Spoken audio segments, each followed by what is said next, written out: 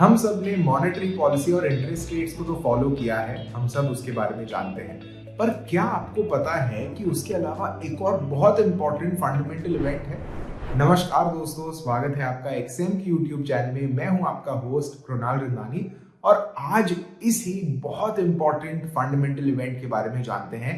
आज सीखते हैं फिस्कल पॉलिसी के बारे में। हमें पता है कि monetary policy generally interest rates के साथ डील करता है। इफेक्टिवली जब मॉनेटरी पॉलिसी अनाउंसमेंट होता है तब हमें समझना है कि उस देश का सेंट्रल बैंक मनी सप्लाई को चेंज कर रहा है या मनी सप्लाई का कोई डिसीजन ले रहा है।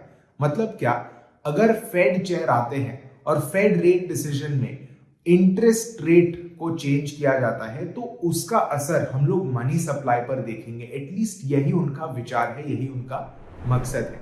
पर मनी सप्लाई सिर्फ एक इक्वेशन हुआ। हमें पता है कि कोई भी देश को अच्छे से चलाने में मनी सप्लाई सिर्फ एक पार्ट होता है, दूसरा पार्ट होता है गवर्नमेंट का और वो होता है स्पेंडिंग। तो दोस्तों, जब हम बात करते हैं फिस्कल पॉलिसी की तब हम ये कह रहे हैं कि गवर्नमेंट कैसे स्पेंड कर रहा है और कैसे कमा रहा है। हमें पता है कि गवर्नमेंट स्पेंड तो बहुत तरीके से कर सकता है। मिलिट्री स्पेंडिंग होता है, education, health care, transfer payments and so on. पर गवर्नमेंट की मेजर इनकम एक ही होती है and you guessed it, those are taxes.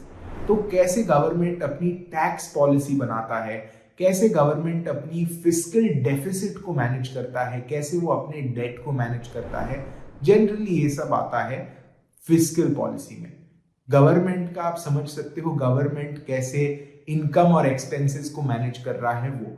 Obviously इसका बहुत बड़ा इंपैक्ट आता है इकोनॉमी पर। अगर हम एक उदाहरण लेते हैं तो गवर्नमेंट अगर हेल्थ केयर पर बहुत स्पेंड कर रहा है, मिलिट्री पर बहुत स्पेंड कर रहा है और उसके साथ साथ टैक्सेस घटा रहा है, तो हम क्या एक्सपेक्ट करेंगे? पहली बात तो ये कि गवर्नमेंट बहुत पैसा डाल रहा है इकोनॉमी में, तो हेल्थ केयर और डिफेंस सेक्टर में हम लोग काफी इंपैक्ट देखेंगे।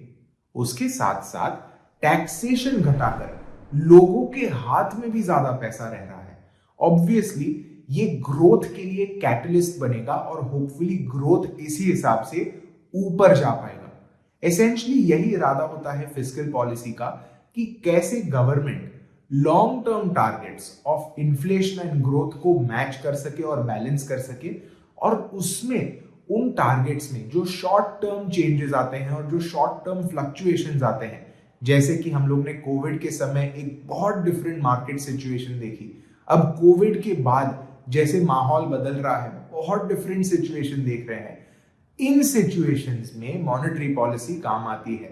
तो एसेंशियली एक बड़े पिक्चर में फिस्कल पॉलिसी होगा और बीच के जो जायरेशंस होते हैं, फ्लक्चुएशंस होते हैं, उन्हें मॉनेटरी पॉलिसी द्वारा मैनेज किया जाएगा। इसे आप एसेंशियली समझ सकते हो और यही कारण है कि फिस्कल पॉलिसी भी बहुत लोग ट्रैक करते हैं और बहुत लोग कंट्रीज या इकोनॉमीज को समझने के लिए यूज करते हैं। तो मैं आशा करता हूं आपको इस वीडियो में भी कुछ अच्छा और नया जानने और सीखने मिला होगा। मिलते हैं हम लोग अगले वीडियो में। Thank you very much. Happy learning and very happy analysis.